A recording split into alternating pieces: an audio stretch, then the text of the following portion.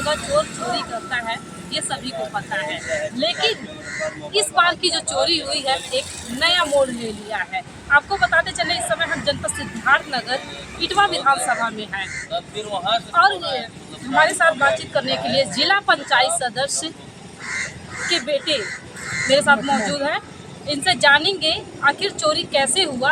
आपको ये भी बता दें, जिस जगह पे हम खड़े हैं, जो फॉर्च्यूनर की चोरी हुई है वो यही जगह है जहां खड़ी थी।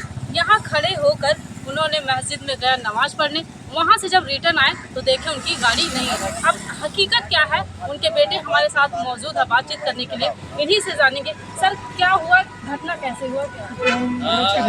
आज 8 बजे आए ईशा की नमाज पढ़ने, मस्जिद में चले गए नमाज पढ़ने। नमाज पढ़ते 8:45 मिनट बाहर निकले तो देखे हमारी गाड़ी गायब थी। तो हम 112 पे फ़ोन किए, सूचना दिए, 112 आई। फिर उसके बाद हम लोग गाड़ी ढूंढने लगे।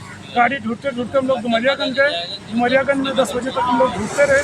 उसके बाद गाड़ी हमारी मानकापुर तक निकल गई थी। ददौली पुलिस चौकी पे पता चला, पकड़ गए तो हम लोग गए ददौली पुलिस चौकी पे, गाड़ी मिल गई। उस गाड़ी में रिवॉल्वर भी रखा उस गाड़ी में लाइसेंस रिवॉल्वर का? हाँ, वो हमारी लाइसेंसी रिवॉल्वर है। उस गाड़ी में हम लोग डेली की बात रखते हैं, लगा के हम चलते हैं। तो चूँकि हमें नमाज पढ़ने जाना था, इसलिए हम गाड़ी में रिवॉल्वर अपनी रखते हैं।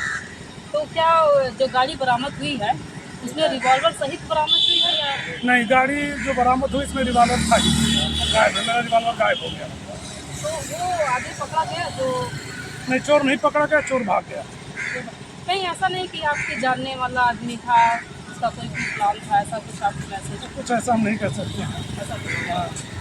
तो ठीक है, इनका कहना है गाड़ी में एक रिवॉल्वर था, वो भी लाइसेंसी रिवॉल्वर था जो ये लेकर चलते थे, नमाज पढ़ने गए थे, तो इस वजह से वो रिवॉल्वर गाड़ी में छोड़ के गए थे। लेकिन गाड़ी तो बरामद हो गई, लेकिन रिवॉल्वर नहीं बरामद हुआ। अब ये भी सोचने की बात है। ऐसे खबरों को देखने के लिए हमारे देश से जुड़े रहे, सिद्धार्थनगर से देखा खबरों। हाँ, तो सर भाई पूरा वाक़या बताइए, कैसे क्या हुआ? चूँकि मगरिब की नमाज पढ़ के हम लोग अक्सर ईशा का नमाज इटवा में ही पढ़ते हैं। हम जो है मुकीम साहब के सामने जो मस्जिद है वहाँ नमाज पढ़ते हैं, और मेरा बेटा ब्लॉक के सामने एक छोटी मोटी मस्जिद है, मेरा बेटा वहाँ नमाज पढ़ता है। उसके बगल में एक बहुत खूबसूरत छोटी मोटी चाय की दुकान है। इटवा के सारे लोग वहीं चाय पीते हैं। मेरा बेटा गाड़ी खड़ा करके 8 बजे मस्जिद में गया, 8:30 बजे वापस आया तो देखा कि मौके पे गाड़ी नहीं थी। हम लोग तुरंत थाने पे गए, थानेदार को सूचना दिया। थानेदार की जितना भी प्रशंसा की जाए उतना कम है। वो मौके पे तुरंत तैयार हुए और घटनास्थल के लिए निकल पड़े। हम लोग साथ में चले। मोबाइल का लोकेशन कुछ दूर के जाने के बाद बता रहा था। हम और थानेदार साहब गांव में गए, समीक्षा किए, लेकिन वहां गाड़ी कहीं पता नहीं चला। थोड़े देर के बाद ये पता चला कि गाड़ी डुमरियागंज के आगे चल रही है। हम लोग डुमरियागंज पहुंचे, पता चला चररदीप गाड़ी क्रॉस कर गई। चररदीप, हम थानेदार और सीओ साहब निकल पड़े।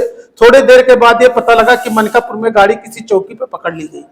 हम सीओ साहब, थानेदार साहब एवं तमाम सम्मानित दोस्त लोग, करीब 50 लोग, हम लोग मनकापुर पहुंच गए। मनकापुर पहुंचने के बाद मौके पे देखे गाड़ी खड़ी थी। वहां के थानेदार से पता चला, ये बताए कि हमारी पुलिस चोर को पकड़ने के प्रयास में थी।